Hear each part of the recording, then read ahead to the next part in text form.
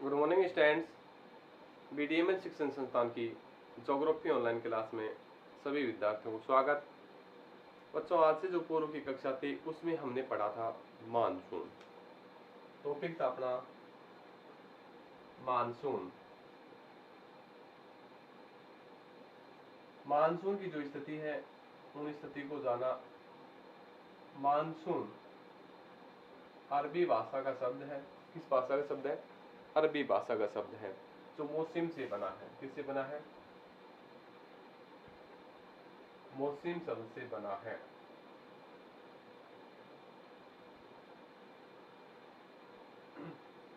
मौसम शब्द से बना है। यहाँ तक बात हुई थी। हमने बात कर रहे थे मानसून है, जो आने की जो प्रक्रिया है दो प्रकार के होते हैं। भारत में मानसून आने की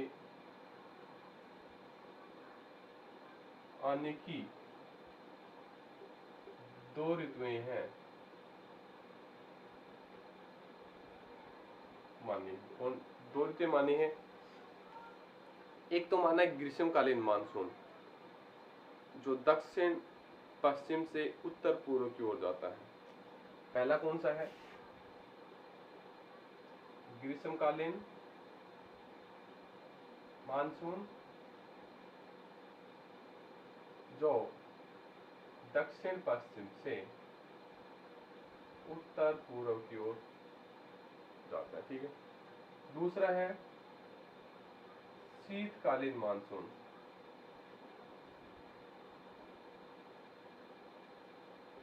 शीतकालीन मानसून उत्तर पूर्व से दक्षिण पश्चिम की ओर जाता है। उत्तर पूर्व से दक्षिण पश्चिम की ओर स्थितियां बनती हैं। तो हम बात कर रहे थे ग्रीष्मकालीन मानसून की। किसकी? ग्रीष्मकालीन मानसून। एक ग्रीष्मकालीन मानसून की स्थिति यह है कि जो सूर्य है, सूर्य उत्तरायण होना जरूरी है। उत्तरायण होगा तो कर्क रेखा पर सूर्य की सीधी किरणें गिरेगी। सूर्य की जब सीधी किरणें कर्क रेखा पर गिरेगी तो कर्क रेखा के आसपास का जो क्षेत्र है, जहां जो क्षेत्र भारत आता है, भारत के मध्य से कर्क रेखा होकर गुजरती है, तो यहाँ तापमान बढ़ जाएगा। तापमान जैसे जैसे यहाँ बढ़ेगा तो वायु दाब कमी होगी और हिंद महासागर हिंद महासागर के अरब सागरी क्षेत्र से, बंगाली खाड़ी क्षेत्र से तापमान की जो वृद्धि होगी, उसी के साथ वाष्पीकरण क्रिया होगी। वाष्पीकरण से ही जल की बूंदों का निर्माण होगा। पर स्थलीय भाग की अपेक्षा जलीय भाग, आपको पता है, स्थलीय भाग जल्दी गर्म और जल्दी ठंडा होता है। जलीय भाग देर से गर्म, देर से ठंडा होता है। तो देर से गर्म होता है, गर्म होगा तो वाष्पीकरण होगा, पर स्थलीय भाग अधिक गर्म हो चुका होता है तो हिंद महासागर में उच्च वायुदाब और स्थलीय भाग पर यानी प्रायद्वीपीय भारत पर निम्न वायुदाब की स्थिति बनती है। तो पवनें उच्च वायुदाब से निम्न वायुदाब की ओर प्रवाहित होती हैं, जिससे भारत की जो मानसून की स्थिति है वो सक्रिय हो जाती है। भारत में जो मानसून है सबसे पहले केरल के मालाबार तट पर आता है। कहाँ आता है?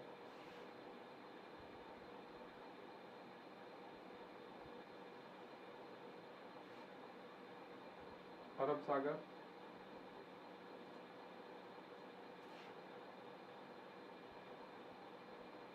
बंगाल की खाड़ी,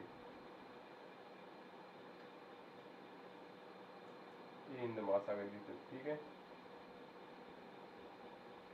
महासागर,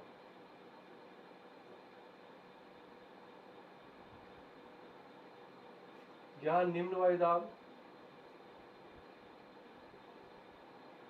वायुदाब और यहाँ उच्च वायुदाब।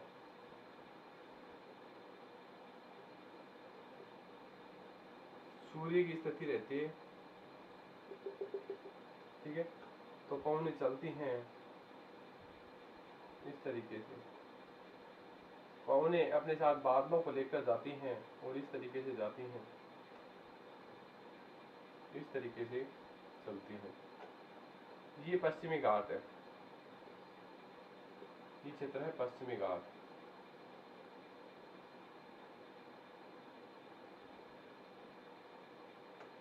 पश्चिमी घाट। अंडमान निकोबार। अगर बात करें द्वीपीय क्षेत्रों की, द्वीपीय समूह की, तो सबसे पहले बारिश होती है यहाँ अंडमान निकोबार द्वीप में। अगर बात करें स्तरीय जलीय क्षेत्र की तो बात अलग है।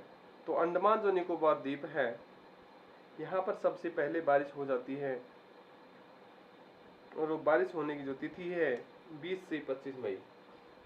यहाँ 20 से 25 मई को बारिश हो जाती है। और यहाँ स्थलीय भाग की बात करें तो मालाबार तक है यहाँ 1 से 5 जून के मध्य यहाँ बारिश होती है। फिर धीरे धीरे आगे की तिथि बढ़ती जाती है, और वर्षा का जो की प्रतिशत है, वर्षा का प्रतिशत कम होता जाता है आगे की। तो ये स्थिति है ग्रीष्मकालीन मानसून की।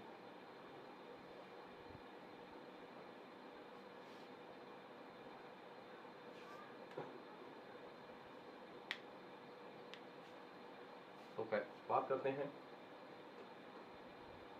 ग्रीष्म ऋतु में सूर्य उत्तरायण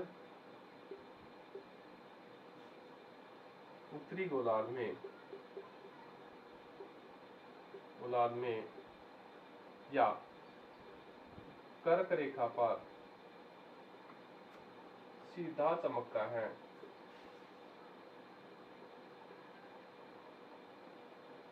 तो भारतीय उपमहाद्वीप में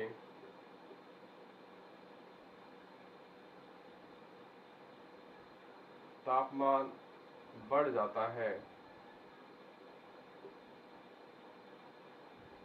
और अरब सागर में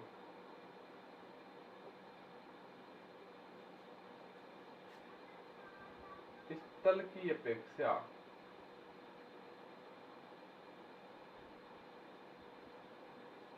तापमान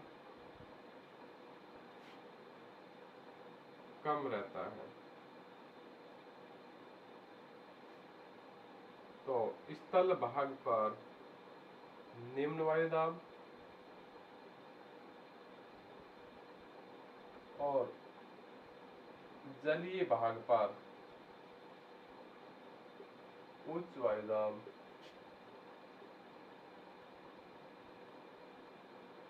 बन जाता है। स्थलीय भाग में जो निम्न वायुदाब की स्थिति बनती है, यहाँ सबसे अधिक चीन का जो तिब्बत का पठार है, ये अधिक गर्म होता है। ये अधिक गर्म होने के कारण इन क्षेत्रों में जो वायुदाब की स्थिति है वो कमजोर कर देता है। तो अरब सागर से बादल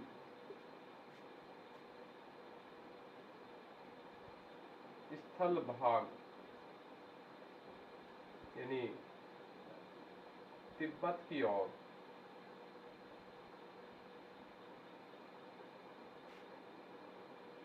प्रवाहित होते हैं। यानी बात करें मानसून दक्षिण पश्चिम से उत्तर पूर्व की ओर पवने अपने साथ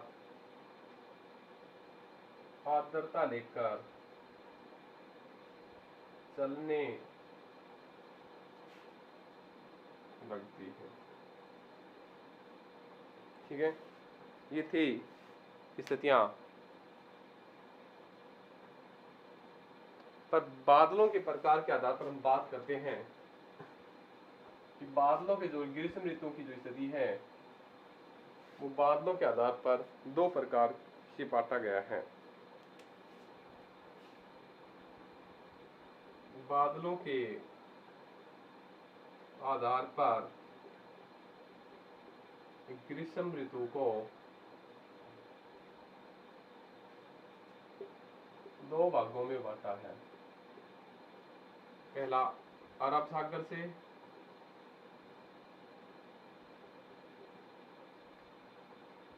और दूसरा बंगाल की खाड़ी से। ये दोनों स्थितियां बादलों की जो स्थितियों को है प्रभावित करती हैं। तो जो बादलों की जो स्थिति है उसमें बात करते हैं अरब सागर से। देखो, जब अरब सागर से मानसून का प्रारंभ होना होता है तो अभी बताया था आपको कि मानसून सबसे पहले पश्चिमी क्षेत्रों से प्रारंभ होता है। अरब सागर से सर्वप्रथम जब मानसून प्रारंभ होता है तो स्थलीय भाग में केरल के मालाबार तट पर 1 से 5 जून के मध्य मानसून प्रवेश कर चुका होता है। और बात करें केंद्र शासित प्रदेशों की या तटीय भागों की तो अंडमान निकोबार द्वीप समूह में मानसून प्रवेश सबसे पहले करता है। वो 20 से 25 मई के मध्य प्रवेश कर जाता है। पर मानसून की जो स्थिति है पश्चिमी घाट के सारे घने जंगल और पहाड़ी भाग होने के कारण टकरा कर भयंकर वर्षा करता है। और उसका पूर्वी जो हिस्सा है, जैसे केरल का पूर्वी हिस्सा, आगे महाराष्ट्र का हिस्सा है, कर्नाटक का जो हिस्सा है, विदर्भ का जो इस क्षेत्र है, वो भाग, तेलंगाना राज्य का जो पीछे का भाग है वो वृष्टि छाया प्रदेश हो जाता है, क्योंकि उस क्षेत्र में बारिश नहीं हो पाती है। और मानसून आगे की ओर जैसे बढ़ता है तो मानसून की तिथि तो बढ़ती जाती है, पर मानसून की जो प्रतिशत है, बारिश करने की जो क्षमता है, वो लगातार घटती जाती है। आगे जैसे जैसे जाता है मानसून तो नर्मदा और ताप्ती जो नदियां हैं उनकी घाटियों से प्रवेश कर जाता है। कुछ क्षेत्रों में मानसून आगे की ओर जो राजस्थान के क्षेत्रों में प्रवेश करता है उसका अध्ययन बाद में करेंगे। तो नर्मदा और ताप्ती नदी घाटी से छोटा नागपुर का जो पठार है वहाँ पर मानसून पहुँच जाता है और बंगाली खाड़ी से मानसून प्रक्रिया शुरू हो जाती है। और मेघालय के पास जाकर जो कीपाकार आकृतिक पहाड़ी है उस क्षेत्रों में जाकर वो दोनों बादल टकराते हैं और टकराने के बाद तेज घनाघोर बारिश कर पाते हैं। तो अरब सागर के जो बादल हैं, सागर से आने वाला मानसून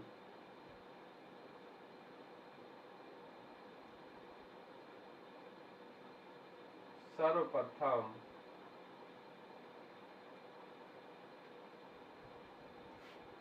केरल के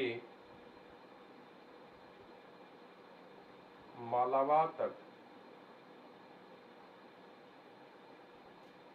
1 से 5 जून पर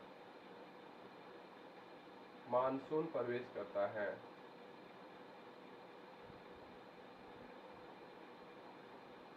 यानी स्थलीय भाग की बात करें तो सबसे पहले मानसून जो प्रवेश करता है केरल के मालाबार तट पर करता है। अगर बात करें केंद्र शासित केंद्र शासित केंद्र शासित या तटीय भागों की तो अंडमान निकोबार द्वीप पर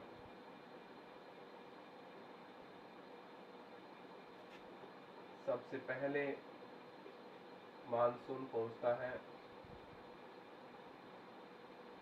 ये पहुंचता है 20 से 25 मई के मध्य। यहाँ तक की बात कर लेते हैं, आगे हम अगली क्लास में करेंगे।